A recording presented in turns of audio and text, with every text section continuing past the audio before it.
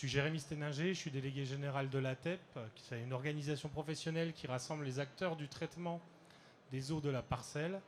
On est actif en matière de séparation à la source, assainissement non collectif, gestion durable et intégrée des eaux pluviales à la parcelle et tout ce qui va être valorisation des eaux non conventionnelles à l'échelle des bâtiments et des parcelles. Donc on est là aujourd'hui pour parler de gestion durable et intégrée des eaux pluviales, la désimperméabilisation, la renaturation, la valorisation des eaux pluviales sont aujourd'hui des préoccupations majeures de tous les maires. Et ça pour 6 raisons en fait. Il y a la lutte contre le réchauffement climatique. La gestion des eaux pluviales nous permet de faire une continuité des espaces naturels.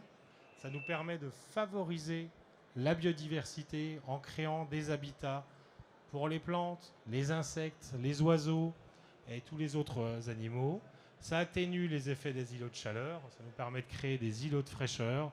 Grâce aux espaces verts, en gérant les eaux pluviales, on rafraîchit les villes. Ça améliore la qualité de l'air. Le fait de planter des arbres et de gérer les eaux pluviales au plus près d'où elles tombent, ça nous permet de gérer les polluants atmosphériques. Ça nous permet d'agir sur la perméabilité des sols, donc que l'eau s'infiltre naturellement et qu'on ait un retour à la nature. Et tout ça, ça favorise le bien-être des habitants parce qu'on recrée notamment des espaces verts en ville qui jouent sur le bien-être, la détente des citoyens. Donc, au-delà du sujet technique de la gestion des eaux pluviales, en fait, il y a plein d'intérêts pour la politique de la ville, la politique du maire, pour gérer ces eaux au niveau de la commune. Donc des exemples d'actions qui peuvent être réalisées dans le cadre d'un projet de mandat, dans le cadre du mandat, ça va être la désimperméabilisation des parkings, des places et des cours d'école. Ça va être de planter des arbres, mais au-delà de planter des arbres, les entretenir les arbres existants pour créer ces fameux îlots de fraîcheur. Fixer des objectifs de zéro rejet quand on a de nouveaux quartiers, de nouveaux lotissements, des écoquartiers, mettre un objectif de gestion des eaux pluviales à la source pour avoir un zéro rejet aux réseaux collectifs de gestion des eaux pluviales. Et puis c'est informer, inciter les citoyens à la gestion de l'eau à l'échelle de l'habitat et de la parcelle. Et ça passe par une intégration de la gestion durable et intégrée des eaux pluviales dans les documents d'urbanisme, dans les règles d'urbanisme. Et ça me permet de céder tout de suite la parole à Cédric Fontaine de Fontaine Ingénierie, qui va vous expliquer comment on intègre cette problématique des eaux pluviales dans les règles d'urbanisme. Merci Jérémy. Je vais me présenter, mais alors en une seconde. Donc Cédric Fontaine, c'est écrit. Moi, j'ai un bureau d'études qui travaille sur ces thématiques de gestion de l'eau de pluie. Et la première chose que j'ai envie de vous dire, alors c'est pas parce que je suis breton, parce qu'effectivement je suis basé en Bretagne, mais quand vous voulez intégrer cette gestion des eaux, la première chose c'est de... Ah, ça ne passe pas à l'écran. Ça change sur mon ordi, mais pas à l'écran. Sinon, c'était vachement intéressant ce que je vous présentais. Donc, je vais continuer pendant que monsieur résout notre petit problème. Ce que je disais, changer de paradigme, déjà, c'est aimer la pluie. Alors ça, c'est le breton qui vous parle. Aujourd'hui, on a trop tendance à dire que la pluie, c'est casse-pied, c'est pénible, ça nous embête. Mais en fait, non. Avant tout, c'est le seul moyen de transport de l'eau de l'aval vers l'amont. Donc si vous voulez qu'il y ait de l'eau dans vos territoires, il faut que la pluie vous la ramène, parce que sinon elle va descendre en mer, et une fois qu'elle est en mer, vous ne l'aurez plus. Donc la pluie, c'est vraiment quelque chose qui est extrêmement important pour nous. Merci monsieur. Ok. Donc une fois que vous allez aimer la pluie, faut la connaître. Alors, les ordres de grandeur. Qu'est-ce que c'est qu'une petite pluie? Qu'est-ce que c'est qu'une grande pluie? Dès qu'on en parle aux élus ou à d'autres, en général, on ne sait pas. Il faut réussir à traduire ces ordres de grandeur dans notre quotidien. Nous, on va parler en volume, on ne va pas parler en millimètres, etc. Et ce qu'il faut, c'est connaître sa pluie, ce n'est pas forcément connaître la pluie de tout le monde. Alors, pour les ordres de grandeur, le premier, c'est la pluviométrie à l'année. Il pleut à peu près 800 mm par an en France. Voilà ce que ça représente. 80 cm d'eau, c'est ce qui tombe globalement sur le territoire français. Alors 80 cm d'eau, qu'est-ce que ça veut dire pour moi? Ça veut dire que pour 1 mètre carré, il va tomber 800 litres par an. déjà ça commence à nous parler plus. Parce que quand vous allez gérer les eaux, on va demander à parler en litres. Combien de litres je dois infiltrer, combien de litres je dois récupérer. Ça, c'est des éléments qui sont extrêmement importants. Avoir quelques ordres de grandeur très, très simples. Chaque année, il tombe 800 litres d'eau par mètre carré. Ça, c'est en France, mais mon territoire, c'est celui-là qui va m'intéresser. Donc, ne copiez... Alors, on voit de temps en temps des copier-coller, mais si j'habite à Lille ou à Marseille, il n'y a pas la même pluie. Et là, je vais peut-être changer la vision de certains sur la pluie. Plus c'est rouge, moins il pleut à l'année. Plus c'est vert, plus il pleut à l'année. Donc, vous voyez que dans ma petite Bretagne, mais en fait, on n'a pas beaucoup de pluie. Et que Lille et Dunkerque sont des régions sèches en France. Donc ça peut casser des idées reçues, mais quand on est élu, c'est sur ces volumes-là qu'on va devoir raisonner. Volume, bien sûr, à l'année, mais aussi on va regarder un peu plus en détail la pluviométrie que j'ai chez moi. Je vous donne un exemple sur la slide suivante, qui est celle-ci. Là, j'ai pris 2 villes. Est-ce que là, vous l'avez? Vous ne l'avez plus non plus.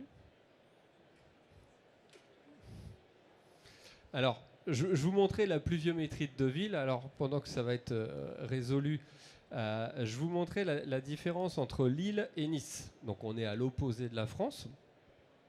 Il pleut un tout petit peu moins à Lille qu'à Nice à l'année. Alors déjà, c'est la première chose qui peut étonner. J'ai 740 mm à Lille et j'ai 991 mm à Nice. Mais il faut regarder dans le détail quel type de pluie je vais avoir. Si je regarde la pluviométrie de Lille, il pleut 126 jours par an. Déjà, c'est pas mal. Sur ces 126, 19 jours, donc 20 jours, ce sont des pluies fortes. Ça veut dire qu'à Lille, je ne suis confronté à des pluies violentes que globalement 15% du temps. Le reste, c'est des pluies quotidiennes. Si j'habite à Nice, ces fameuses pluies fortes, c'est quasiment 40% des pluies. Il pleut jamais à Nice, mais quand il pleut, il tombe des hallebardes. Donc en tant que maire, à Lille, je vais peut-être gérer des pluies courantes, parce que ça arrive tous les 3 jours, il pleut. À Nice, je vais me concentrer peut-être sur d'autres types de pluies. Donc ça, c'est un élément qui est extrêmement important. C'est quel type de pluie vous allez avoir et sur lesquels vous allez travailler. On va aussi essayer de regarder. Je ne sais pas ce que je fais, mais la pluviométrie de demain. C'est bien de regarder ce qui se passe, mais qu'est-ce qui va se passer de demain? Je vous ai sorti juste un petit élément issu de Météo France. Il va pleuvoir de plus en plus sur la France. Donc on devrait avoir des pluviométries de plus en plus importantes, sauf sur le quart sud-est, où là on devrait avoir des zones qui vont s'assécher. Mais surtout, ce qui est important, c'est qu'on va avoir des pluies de plus en plus extrêmes. Donc c'est celle-ci qu'on va devoir gérer si on anticipe ce qui va se passer les années prochaines. Donc une fois qu'on a ces ordres de grandeur, on va regarder ce qui se passe avec une pluie. On va dire une pluie forte. 50 mm. 50 mm, c'est déjà un bel orage. En Bretagne, c'est ce qui arrive une fois tous les 10 ans. Nice, ça va arriver un peu plus souvent. Mais voilà ce que donne une pluie de 50 mm. On a les pieds dans l'eau. Il ne se passe pas grand-chose. Donc là, on peut se dire, est-ce que vraiment j'ai intérêt à gérer les pluies? Sauf que le problème, c'est que la ville, elle s'est urbanisée. On a mis du bitume partout. Donc en fait, les eaux, elles vont ruisseler. Je vous ai mis la même image, sauf que mes 50 mm, en fait, qui sont tombés sur 10 mètres carrés, je les ramène sur 1 mètre carré. Donc je concentre l'eau à un endroit. Là, déjà, j'ai 50 cm d'eau. Vous voyez que mes enfants, ils ont de l'eau au-dessus des genoux, ça ne devient pas très agréable. Et si j'agrandis encore, j'urbanise encore la ville, j'ai un ratio de 1 à 100, c'est-à-dire que l'eau tombe sur 100 mètres carrés et j'écoule tout sur 1 mètre carré. J'envoie l'eau au bout de ma parcelle. Et là, j'ai 5000 mm d'eau et c'est là où j'ai des soucis. Et c'est ça que vous allez devoir faire, vous, en tant qu'élu, dans vos PLU, c'est de gérer ce risque d'inondation notamment. Comment je vais faire pour éviter que cette petite pluie de 50 mm, qui dans l'absolu, dans une forêt, ne pose pas de problème, évite de poser des problèmes dans ma ville à cause de l'urbanisation. Donc là, vous comprenez déjà que la première chose qu'on va chercher à faire, c'est essayer de ne plus concentrer les eaux en un seul et même point. Chouette, ça remarche. Donc, Ensuite, on va regarder les solutions. Quelles sont les différentes solutions que j'ai à mettre en œuvre? Et les solutions, on va les adapter au type de pluie. Soit j'ai des pluies d'orage. Les pluies d'orage, j'ai un risque, c'est qu'il y ait des inondations, des dégâts matériels, voire pire, des dégâts humains. Donc là, ce que je vais chercher à faire sur la partie gauche, quand j'ai des pluies fortes, c'est j'évite les dégâts. C'est tout ce que je veux faire en tant que maire, c'est éviter qu'il y ait des problèmes dans la ville. Par contre, sur les petites pluies, les pluies du quotidien, la petite bruine qui va tomber demain, ce que certains appellent le crachin breton, là, je vais chercher à valoriser cette eau. Chaque goutte d'eau devient une ressource. J'ai 3 manières de la valoriser. La première, c'est de la donner à boire aux plantes. Et ça va faire de l'évapotranspiration, c'est ce que disait Jérémy en entrée. Je vais rafraîchir la ville, des îlots de fraîcheur, de la biodiversité, etc. La deuxième, je vais l'infiltrer dans le sol. Je vais essayer d'aller recharger ma nappe phréatique. Et la troisième solution, ça peut être de valoriser les eaux de pluie. Toutes ces solutions, c'est ce qu'on appelle des solutions d'abattement. Quand je dis abattement, c'est que cette eau ne doit plus se retrouver dans les réseaux. Je vais la garder pour moi, je vais la garder sur ma parcelle. Pour imaginer l'abattement, j'aime bien parler des impôts. Un abattement d'impôt, c'est ce que vous gardez pour vous. L'abattement des eaux de pluie, c'est pareil.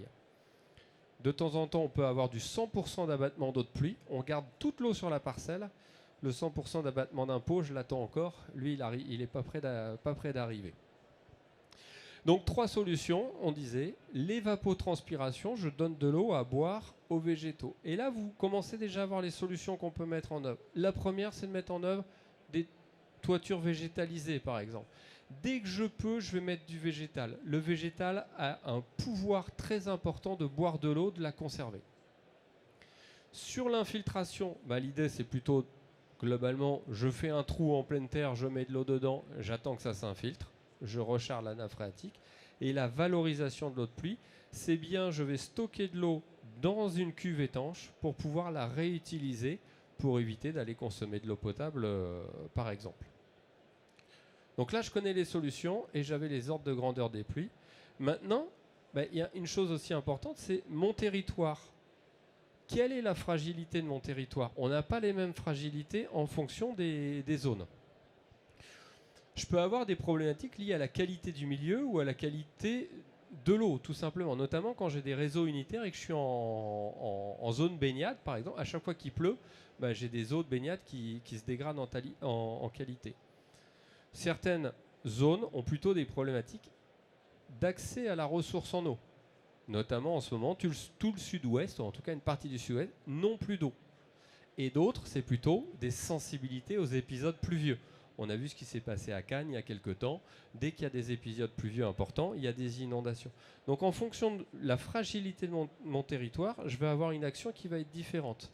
Si c'est une problématique de qualité d'eau, mes eaux de baignade se dégradent à chaque fois qu'il pleut, c'est peut-être parce que j'ai un réseau unitaire avec des déversoirs d'orage qui ne sont... où j'ai un réseau unitaire avec des déversoirs d'orage qui sont efficaces. C'est le cas de la ville de Paris. Alors là, ce n'est pas une zone baignade, même si on se baigne dans la Seine depuis quelques temps.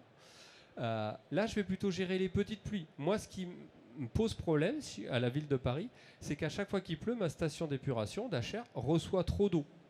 Donc, je vais gérer les petites pluies. Par contre, en cas de pluie d'orage, Paris est très bien géré. Il y a des déversoirs, ça part dans la Seine, et ça ne me pose pas de soucis. J'ai d'autres villes qui, au contraire, ce sont les réseaux qui vont déborder, les stations qui vont déborder à chaque fois que j'ai des pluies importantes. Ça va plutôt être ce qu'on va retrouver en bord de mer. Donc là, je vais plutôt avoir une gestion des pluies fortes. Donc vous voyez, en fonction des communes, d'un côté, je vais gérer les petites pluies, de l'autre, ce sont les pluies importantes qui vont me poser problème. Je vais avoir exactement la même chose. Hop, alors ça... la problématique d'accès à la ressource. Quand je suis dans une zone où j'ai des nappes phréatiques qui sont vides en permanence, je vais peut-être favoriser la récupération d'eau de pluie. Ou je vais peut-être chercher à recharger les nappes par de l'infiltration. Donc vous voyez, je vais à chaque fois avoir une politique qui va être différente. Et pour les communes qui sont plutôt sensibles aux épisodes pluvieux, on va regarder aussi quel type d'épisode pluvieux me pose problème. Quand je suis dans le sud, ce sont plutôt les pluies d'orage. qui vont créer des inondations importantes. Dans les zones du nord, si on regarde ce qui s'est passé du côté de Boulogne-sur-Mer, ce sont plutôt des inondations qu'on va voir par des remontées de nappes phréatiques quand on a 2, 3, 4, 5, 6 semaines de pluie continue qui vont nous poser problème. On ne va pas gérer les eaux de la même manière. Donc ça, c'est extrêmement important en tant qu'élu que vous fassiez un point sur la fragilité de votre territoire. Une fois qu'on a fait ça, les ordres de grandeur, on envisage les solutions, on connaît son territoire, on va les mettre en place, la gestion d'eau à la parcelle chez soi. Alors il y a 3 principes simples à respecter. Pour moi, le premier, c'est de réduire. Quand je dis réduire les volumes, vous vous souvenez de ma première image où j'envoyais l'eau de 100 mètres sur 1 mètre carré et j'avais une hauteur d'eau de 5 mètres qui noyait à peu près toute la population qu'il y avait dans mon territoire. Je vais chercher à réduire ce ruissellement. Donc je vais chercher à garder l'eau sur place là où elle tombe au maximum. Deuxième élément, je vais chercher à la ralentir.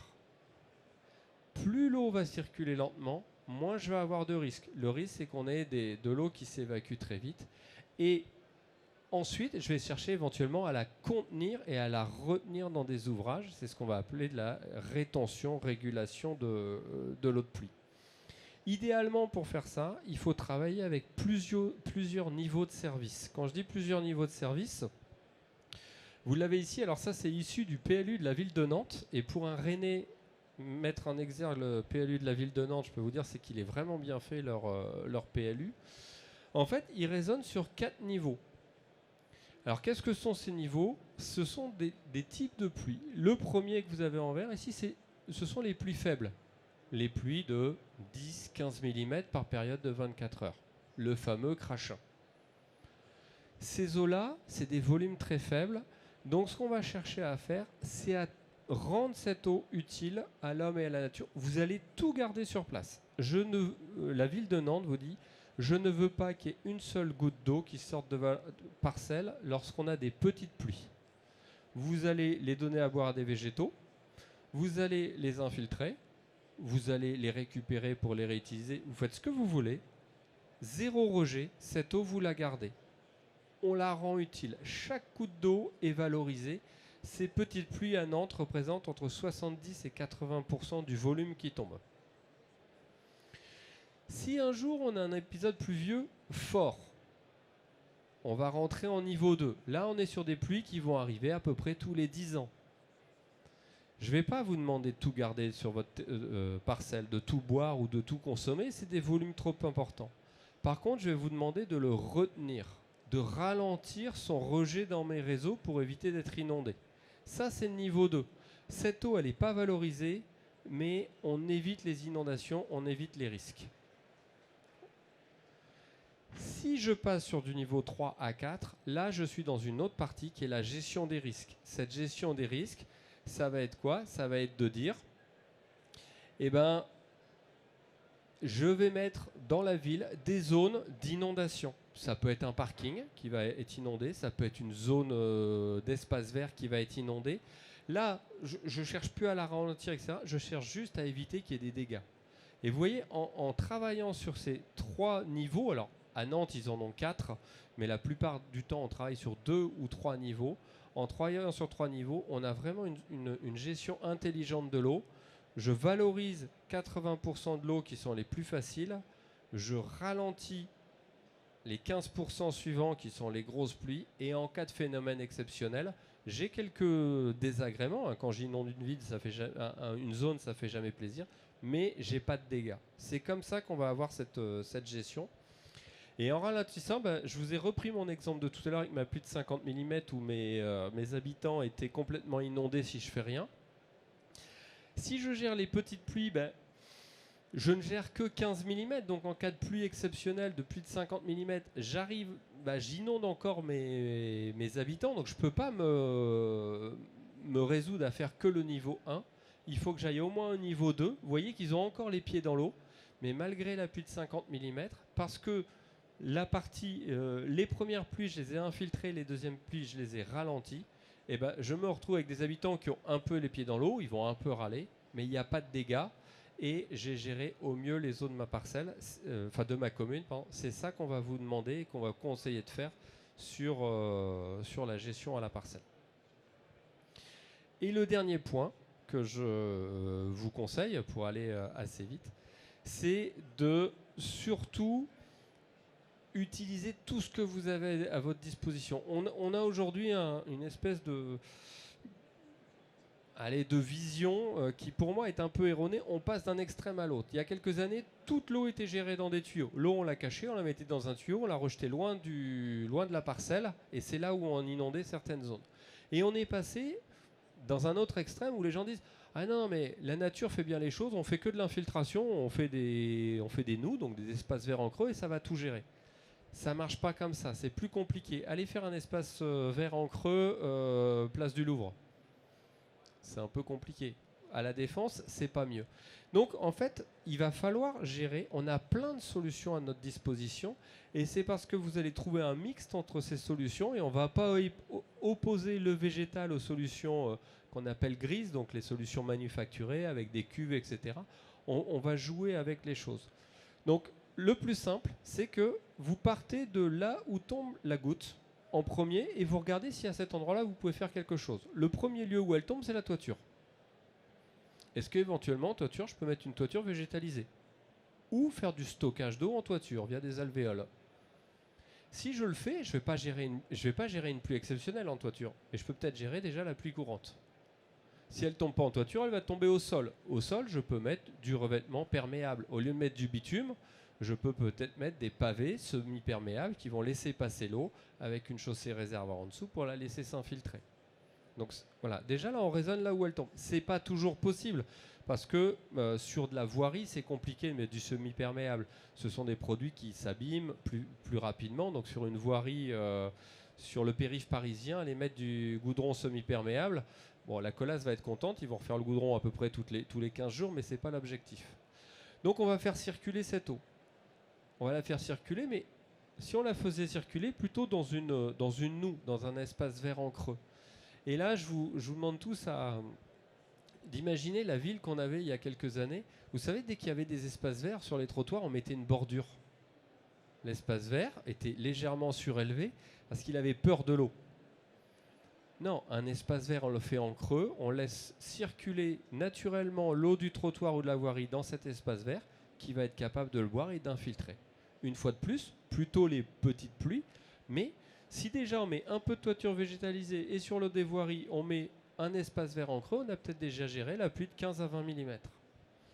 Pour les pluies un peu plus importantes, on va pouvoir éventuellement mettre des solutions là enterrées. Parce qu'on n'a pas toujours la place en extérieur pour le mettre. Donc dans un deuxième temps, on va mettre des chaussées réservoirs. Globalement du caillou, un géotextile autour, on met l'eau dedans. L'eau se stocke pendant la pluie d'orage et elle va s'infiltrer. Si on n'a pas la place de mettre du caillou, on peut mettre ce qu'on appelle des saules, des solutions alvéolaires ultra légères, des drains, des puits d'infiltration. Les solutions techniques ne manquent pas. Ça va dépendre de la capacité de vos sols à infiltrer, ça va dépendre des volumes à stocker. Mais là, on va pouvoir mettre en place des solutions. Idéalement, vous voyez que depuis tout à l'heure, je suis sur une valorisation au sens large de l'eau. Soit je l'ai donné à boire à des plantes, à des végétaux, avec mes toitures végétalisées, avec mes noues, soit je l'ai infiltré dans le sol. Tous ces ouvrages-là sont infiltrants.